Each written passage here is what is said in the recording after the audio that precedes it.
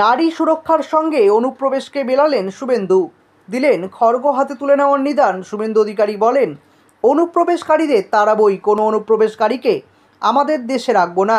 প্রসঙ্গত, এর আগেও শুভেন্দু অধিকারী দাবি করেছিলেন, এসআইআর হলে রাজ্যের 2 কোটিরও বেশি ভোটারের নাম কাটা যাবে তালিকা থেকে।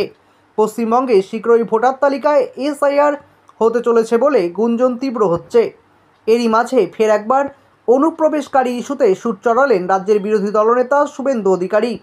গতকাল পূর্ব মেদিনীপুরের নিউ দীঘায় একটি অনুষ্ঠানে যোগ দিয়েছিলেন তিনি।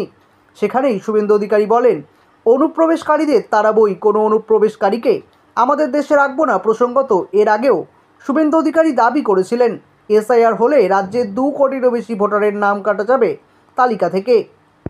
এর পাশাপাশি শুভেন্দু অধিকারী এদিন রাজ্যের নারী সুরক্ষার সঙ্গেও অনুপ্রবেশকারী ইস্যুকে জুড়ে দেন। তিনি বলেন, নারী সুরক্ষার জন্য অনুপ্রবেশকারীদের দেশ থেকে তাড়ানো হবে।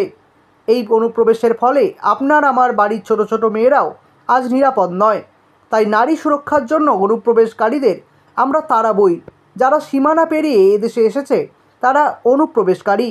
আর যেসব হিন্দু অত্যাচারিত হয়ে সীমানা পেরিয়ে অন্য দেশ থেকে এদেশে এসেছেন তারা শরণার্থী, তারা এদেশে থাকবেন, তাদের কোনো সমস্যা হবে না। কোনো ভারতীয়দের প্রতি আমাদের বিদ্বেষ নেই, তিনি হিন্দু হোক, মুসলিম হোক, জৈন হোক বা যেই হোক না কেন।